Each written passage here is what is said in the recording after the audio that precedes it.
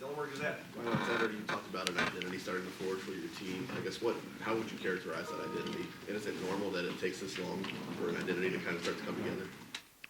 Well, I think our team, has had an identity from the get-go. I think on offense, you're starting to see it forge itself a little bit more on the offensive side of the ball, probably. But this team plays hard, plays physical. It's got great leadership. And on offense, I think that you just see in the combination of the run game and the ball in the perimeter when you have all the weapons back, and now Kyle's got a bunch of games under his belt. Offensive line, is making progress every week. So I think all that comes into play. Spencer Holbrook, Letterman Road. Ryan, when you reevaluate the offensive line right now and watch what Donovan's doing, is he playing his best football right now? And where have you seen the most growth from him from last year to start for this year? Yeah, I think so. He's created champion here the last couple of weeks. And, everyone's looking to play their best football now. But, it's the combination of the run game and pass game that you have to be able to do both. And, it's different when you have two new guys on both sides of you there. Just the combination blocks, the communication, how you handle movement in the pass game, how you handle movement in the run game. So I think a little bit of it's that. A little bit of it's just, now he's into his next year of maturity. He's seen a lot more. And, we're going to need him to play really well down the stretch. That contributed to the struggles of the offensive line early in the year, that you had two starters back, but both of them were surrounded by each side of them a new guy. I don't know. I think there was probably a lot of things that along the journey that has taken us to where we are right now. But I know that anytime if somebody new next to you, there's an adjustment phase there. But I do think that they're more and more comfortable every single time they're out there. And now that we're into November, they've got a good body of work under their belt. So now we're expecting them to go play the best. Cameron T. Robinson, The Athletic. Ryan, you guys ran that split back set with Chip and Xavier in the backfield a decent amount on Saturday. Just what benefit does that give you? I mean, I guess obviously now you're healthier. It shows you play Chip and have Trey come off the bench there. But just how much of a benefit does it give you as a play caller to know you can do a little bit of both Chip and X and F? Yeah, those guys can do multiple things, and anytime you see that, it can bring a lot of different variables to the table. You look at the way that Cade's running routes and blocking and protection. Same thing with G. Scott. You're seeing our receivers get involved with the run game. You're seeing multiple receivers carry the ball. You saw Marvin carry the ball. You've seen X carry the ball. You've seen Mecca carry the ball. And you're seeing Trey line up as a receiver at times. I mean, all those things help you when you're trying to attack a defense when they can do multiple things. Getting him in the backfield, because usually if he runs a route, you're going to have a linebacker on. How much of a benefit is that, knowing his versatility, but you can have him in the backfield runner as well? Yeah, no, he's a mismatch in a lot of different areas, and that's our job as coaches to put him in those situations and try to find creative ways to get those matchups. But ultimately it comes down to blocking and taking care of the football and executing. But anytime we can put these guys in situations like that, that kind of like I think the one you're talking about is the throw down the sideline there, and kind of got set up after a couple of runs that way, and the guys put it on the field well, did a good job protecting it, and they did a nice job there. And if you watch the film, I think Marvin was double covered there, so that really opened up Xavier on the linebacker. Stephen Means, Cleveland.com. Just going back to when you first saw Kyle as a recruit, what about him did you like? What stood out from the get-go that made you want to offer him? Yeah, you saw his productive play on the field. You saw his size, his arm strength, intelligence, and just had a good way of leadership with the players. The guys in his class, he was the first one to jump on board and then brought a lot of guys with him. Once he got in the building, he was with Marv and Emeka in here on the drawing board right away, learning the offense and getting involved, throwing with those guys, great work ethic. So all of those things, led to it. He's 10 games into this season as a starter and coming off a game like he had last week. Is there anything that can help build confidence, just seeing the ball guys just go through the hoop in a game that he had on Saturday? Yeah. I think every time you're out there, you gain more and more confidence because it's not new anymore, and then it slows down. So I think the last couple of games has started out finding the speed of the game really well, much more efficient early on, and that's led us to get, certainly in this last game, getting, good momentum. And then I thought it was great to get a 2-minute drive going, at the end of the first half. Those traits that you saw in him as a recruit started to maybe show up more and more this year. I think so. Yeah, I think you're starting to see that more and more. Yes. Dave Biddle, 24/7 Sports. Devin Brown got hurt during warm-ups. How's he coming along? Fluke injury, I know, right? But how's he coming along? He's all right. Just a bit of a setback there in the warm-ups, but hoping to see he can get back on the field this week and survive warm-ups. I guess the good news is, yeah, there you go. The good news, I guess, is Lincoln was able to get in there and get his feet wet. I know it was a very small sample size. What'd you see out of Lincoln? Just in the couple snaps he was out there, it didn't look too big for him. I just thought he belonged. He's still trying to figure it all out. He got an earful for the first time on the field after one of the plays, which was good, and he had an answer. I liked it. He came right back with why he did what he did. But we'll see. It's just a start, but it was just good to see him out there getting some plays under his belt, and there was some good plays he had out there. Dan Holt, 11 Warriors. Ryan, I wanted to clarify on Lathan. Is he out for the season, or is there still a chance he could come back? There's a chance he can come back, this year, but it doesn't look like it's going to be any time in the next couple of weeks. And Mike Hall, he only played a couple series, then left the game. Was that injury related, and what's his status? I don't really have an update on Mike right now. Pat Murphy, 24/7 Sports. Ryan, I know the last couple games you've gotten production from other guys, but as Emeka has worked his way back, are you seeing what you need to see from him, or is he still, kind of recovering from that injury? The statistics haven't been what they were before he got. He's getting stronger and stronger each week. We decided to hold him in the second half to continue that progress, but he's getting as closer every week to being 100. And the feedback I got this week was that he feels better this week than he did last week, and that's the goal.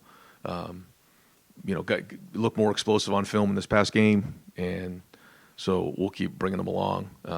Everything that our folks say here is just keep pushing him, keep getting that thing stronger, keep working, and he's getting stronger every single week. So, hopefully we take another step this week, and we're as close as we can to 100%. And as you go through that list of guys that have been contributing, Kane, Travion, obviously Marv, I assume he fits right in with that group when he can be his normal self? Oh, yeah. Yeah, no, I think Emeka is one of the best receivers in the entire country, and his production proves it. We are a different offense when he's in the game. Bill Landis, the podcast. Right, you guys gave Matthew Jones maybe a series or two at center the other day. What went into that decision? I don't think he's ever played center in a game before, so what did you want to get a look at there? Yeah, I forget if he had or not. I don't remember, but I know we worked him at center at times, and we just felt like at that time it was good to get him some work at center and just get a knock in the game and just see what that looked like in a game. We had a pretty comfortable lead at that point and felt like it was good to do. Evaluated it, and then there were some good snaps there. So, it's always good to kind of, in an opportunity like that, go see, if we needed to make a change, what that would look like. I guess along those lines, you said the offensive line continues to make progress. What is your evaluation of the center position, specifically with Carson? Because it seems like maybe his progression is a little farther behind the rest of that group. I think he's the youngest, so he's probably made, from where he started to where he is now, he's made certainly a bunch of progress. But he's also the youngest, so he's in here every day. He's busting his tail to get better, and he's handled some difficult environments, so far this year as a redshirt freshman. So we think that he's got a very bright future ahead of him, and he's going to continue to get stronger and better. Across the board, his communication, all those things. So every time he's out there, it's an investment in his future. The idea of playing Matt, is there any thought there that maybe you'd want to move to that look full time? Or are you comfortable with your normal starting five? Yeah, right now we're going to continue to move forward as we have, but every week we're evaluating to see what gives us the best chance to win. So, but as of right now, we're going to continue to where we're at right now. Brian, with the idea that you need to be playing your best in November, is your offense doing that right now? And where are they in relation to what you envisioned before the season? I think the first half you saw, some efficient play and finished drives, third downs, red zone. I thought there was some very well executed plays. I thought the reverse to Marvin was really well executed. I thought there was just a bunch of plays protection wise that gave Kyle some time. The timing, the throws were pretty high level. The second touchdown to Marvin was the throw and catch was excellent. Travion stepped up in a big way and helped in protection.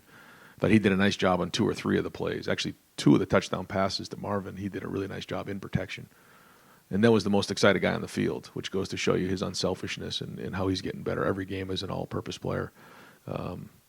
But, I think you see what we're capable of. And it was good to see us play a full half right there and play and execute. And, again, finish with a 2-minute drive there. So all those things are encouraging at this point. Coach, Saturday, obviously, game against Minnesota, another chance to remain undefeated, but it's also a chance to honor some of the players who won't be coming back next year. What have the seniors, fifth years, graduates all meant to you during your time here at Ohio State? Well, a good portion of them, started when I that first year when I became the head coach, and so they've been just soldiers along the way, and mean so much to me and my family, to the staff, to the university. So I try to tell those guys all the time when we have home games, don't wait till the last one to take it all in. Starts from that first home game of your senior year. So I hope they've taken that advice. But when you have your last game there is a lot of emotions. So the good news is they got a team that's playing with confidence. There's leadership that they've shown, and they have an opportunity to really leave a legacy behind here over the next month. So. Happy that they're going to get recognized in that moment, and they deserve it. Far left, Nathan Barrett, Cleveland.com. So a year ago, losing someone like Lathan, maybe at this stage of the season, would have seemed pretty devastating. Not that you guys won't miss him this year too, but there also seems to be a structure here where you can maybe absorb that a little bit better. And how much of what you kind of tasked Perry and Tim with doing this past offseason was getting this defensive back group to this point, and how you feel like they accomplished that? I think you evaluate everything at the end of the season, but everybody's responsible to make sure that they have production at their position and then depth along the way. You can't go pick anybody up off of waivers in college football, so you have to build depth, and there's a bunch of different ways to do that. But a big part of it is development, and certainly we're going to miss Lathan, but our guys are confident, with the guys in the room, and so we're just going to forge forward and with the guys that we have, and challenge those guys to play at a high level. Obviously, Sonny has done a lot of things, good things for you in that nickel position, playing close to the ball. Just as someone from an offensive standpoint, looking at him, how can he also still help you guys a lot at Bandit where Lathan is playing so good? Yeah, he's got a lot of versatility and can do many things, but it's going to be important for the other guys to step up in those areas where where does he fit in, and you just have to feel good at all the other spots back there, and then Sonny can take on a lot of responsibility, but we also want to make sure that he's playing fast and doing a great job. So we don't want to overload him, but at the same time he can do a lot, and that's important for the guys around him to make sure that they're playing at championship level. Ryan, Jelani Thurman had his first catches last weekend with Joby now, and he never missed the game. Just where's Jelani at as far as kind of his development and how he can help you down the stretch? Well, we got to make sure that if he flashes a first down, he actually gets it. So that's the first coaching point for Jelani. And so I think Coach Bailey said, okay, that's enough of that, Jelani. Let's just catch the ball and hand the ball to the official. So that was the first coaching point. But it was great to see him out there. You can see his athleticism, size, power. You can see him, he's got really good hands. He's got a very bright future ahead of him. He understands that the tight end position is a developmental position, but he's put a year in now. So, he's going to get to the point where he's going to get on the field here real soon. And the talent is there. And if he continues on the same path that he's on, he's going to have a special career here at Ohio State. And You said Tommy was week to week.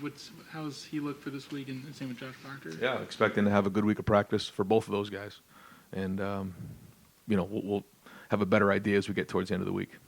Austin Ward, podcast. Ryan, are senior day decisions binding in this era with all the extra COVID years and everything? We've seen Josh participate in the past. Like, is that actually going to be the way it looks like, or if they make a decision to walk, they can still retain that option? Yeah, they can. If they're eligible, then we certainly allow them the option to do it, and then kind of go from there. Like you said, it's, I guess, a lot different than it was a decade ago. Everything's complicated in your position, but in terms of managing roster numbers and decisions in this time of year, everybody's trying to weigh that. Like, how clear is the picture for you, or not? With what I know, you want to win on Saturday first and foremost, but Right. you always have to keep an eye on the future. How difficult is that for you right now? Yeah, there's a lot of things in the balance, I would say, but maybe just try to plan ahead and make sure you have contingency plans in place. Whether it's high school recruiting, whether it's in the portal, those type of things, and so I think the rules have made it such that you should be able to now adjust pretty quickly, based on some of the legislation that's been passed. So Mark's working hard to make sure we have everything planned and ready for that. But our focus, as you know, is right now in this game and preparing for Minnesota and continuing to build on the confidence that this team is playing with right now. But certainly there's a lot of folks working on that here in-house to make sure that when December comes, we're ready to roll.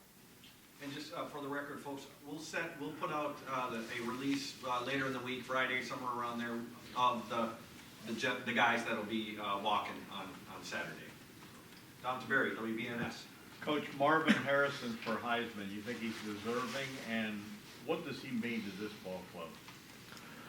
I think I've said it before that the Heisman Trophy goes to the most outstanding player in the country. I know there's a lot of great players out there. I get to see him every day. I think he is the most outstanding player in the country.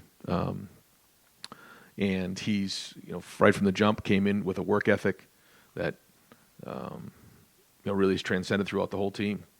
Just what he's done and now his production as well. So, he wants to be great. I know that. You can just tell it, and his actions back that up. And, certainly his production speaks for itself on the field and what he's doing, and he makes everybody on that field better.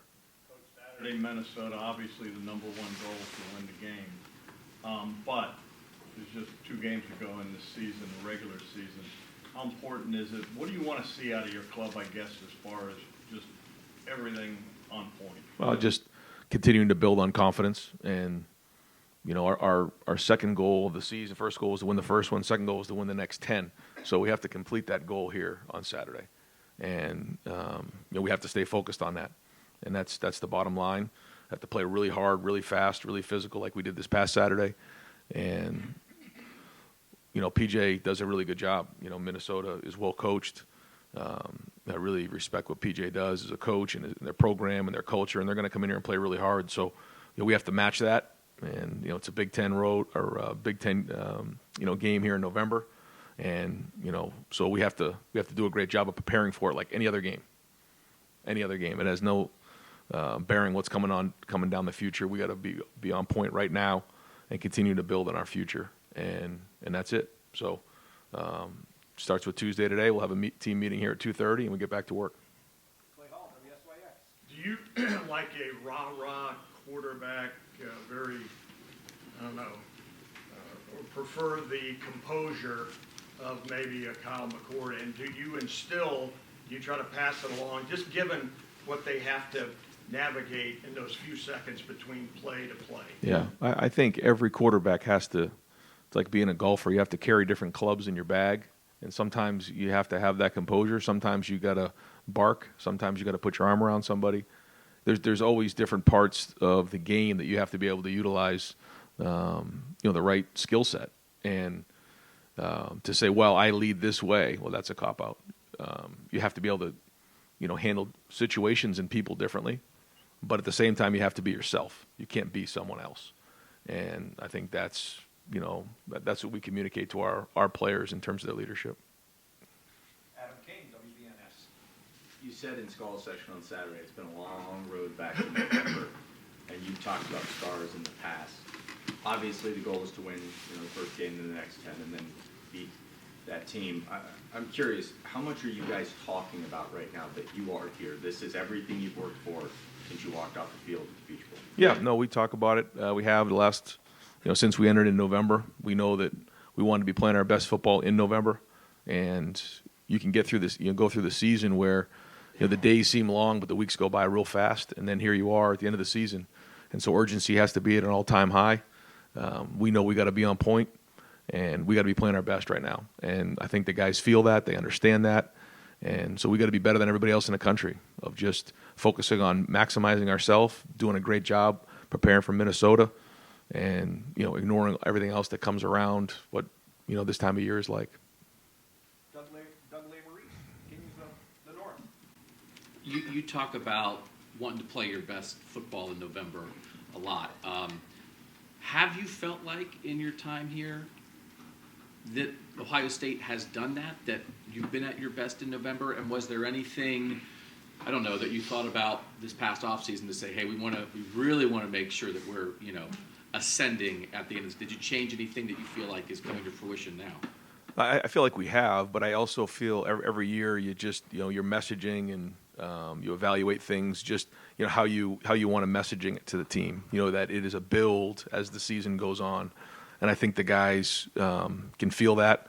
It's been clearly communicated that way, that we've got to build every week, and that momentum, and it kind of snowballs over time. The consistency of everything that you're doing on a daily basis, so that we're at our best at the end of the season. And so it's just been a messaging point to the team, something that we can tangibly almost grab onto, that hey, we're getting better every week, and we know we got to be at our best at the end of the season, because that's when it matters the most. Bill Rabinowitz, Columbus Dispatch. You were asked, Bill asked you about Carson Hinsman. Josh Simmons has actually been here less time. Obviously, he's played at San Diego State last year. It seems like he's developing some, progressing some. I want to get your assessment of where he is right now. Yeah, no, he's certainly is progressing. You can see the talent. When some unbelievable clips, just feet, power, hands. It's all there, and so it's every week it's coming together a little bit more for him. And same thing, just like a quarterback, it starts to slow down. All the different things that go on, and so he can be as good as he wants to be. How much do you want to get to 7 o'clock on Saturday? And what will that be like? I think, the first thing is, when you start to get ahead of yourselves, you lose focus on right now. And I think that's the challenge, is making sure you stay in the moment, because there's nothing you can do other than maximize right now. And that's what we're going to do. And when 7 o'clock comes on Saturday, 7 o'clock will come, and we'll go from there. Ryan, after the game, you mentioned Calvin Simpson was a guy who flashed to you. And watching back the tape, what other players flashed to you maybe in that second? I thought Jermaine Matthews, again, got his hand on the ball, ran down on special teams, did a good job there. It was good to see Jelani make that catch. It was good to see Lincoln, handle himself well. Trying to think of who else. Blake Harford. For his first start, I thought, did some really good things. Great out of champion. That was great. I'd say those are probably the guys that stick out right offhand. When you guys talk about stealing possessions, can that be on third down defense too? And do you feel like that's going to help this offense hit its stride recently? Yeah, I think when you're playing complementary football, you're getting off the field, and the offense is getting down and finishing drives. Yeah, that's when you're working at full capacity, and third down is a huge part of the game. And when you're getting off the field and forcing punts and giving the offense good field position, that's the difference between winning and losing.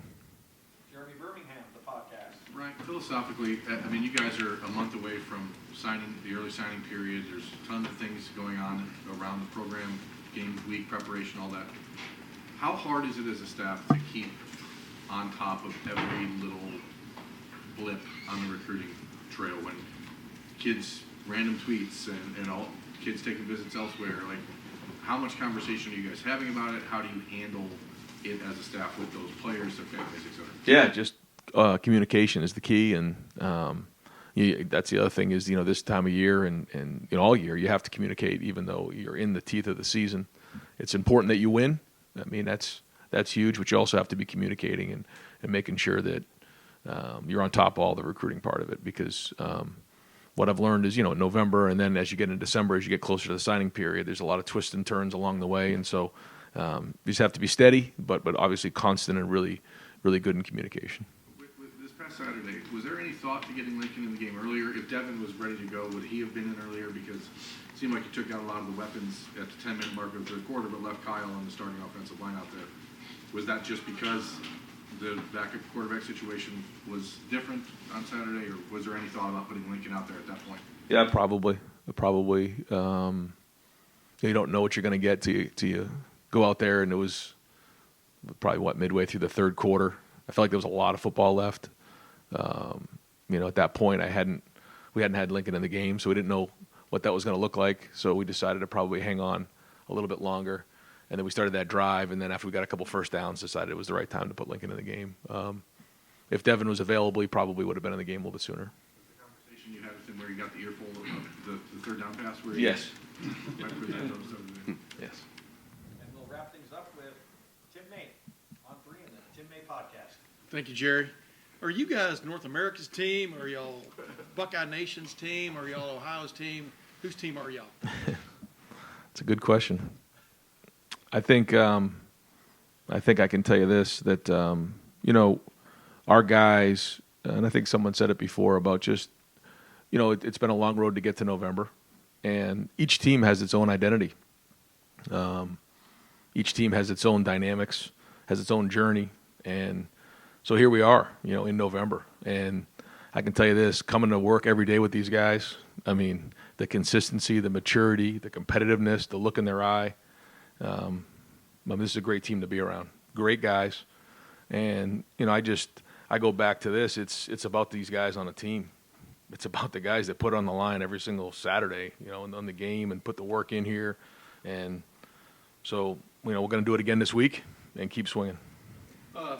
Like Saturday, did you feel like like you go in a restaurant sometimes, there are all these things on the menu, but you can't go there because you don't have that, they don't have that in stock right now. Did you feel like you were looking at as close to a full menu? We asked you a little bit about this after the game, but what is that like for you to have those options available to you? Do you have to control yourself of, let's focus on this, let's get the two-back look in there?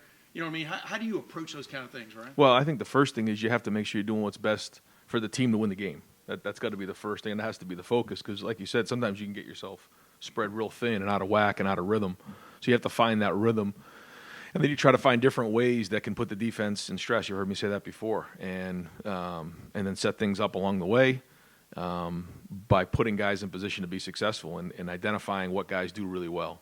And that's really what it comes down to. But at the same time, not sacrificing, the team. Like even at the end of the first half there, it was 3rd and 7. And, we threw a bubble screen to Marv. And if we don't get that, we punt, but we got it. And then it was like, okay, we're going to shift this thing into the next gear and go. And we weren't down and scored. Because at that point, I think it was 28-3. Would have been a good halftime score and then come out in the second half and play. But so you always have to make sure that you're being aggressive, you're attacking, but you're going to do what's best for the team first. And at this point in the year, 10-0, what is keeping you up at night? I don't even know if you sleep much at night. Maybe you do, but is it players' injuries? Is it bringing guys online? Are they up to it? Is it a guy not coming off a double team when you could have popped Travion there? Coming off the goal line on that one play. You understand what I'm saying? These little mistakes, whatever. Is it the fact that coaching jobs are coming open around the country right now? You've got a staff that people would probably like to tap. What is it? All of that? I mean, what? And are you getting much sleep at this point? Well, it's like they say, when some people rest, you stay restless, and I think that's it. You got to continue to work at all of these things because there's so many things going on, and that's our job. Is just to constantly do everything you can to maximize what you have, and communicate really well, and get the issues fixed that need to get addressed, and that's it. And that's it. And then when it's time to go play, we get on the field. But each week has its new set of challenges. Every year has its new set of issues. and you just deal with them the best you possibly can and bust your tail. So, by the time you get to Friday night and you get to bed before the game, I mean, yeah, you're exhausted because, you've just burned the midnight oil making sure that you do everything you possibly can to win the game. Coach, thank Yep. Thanks, guys.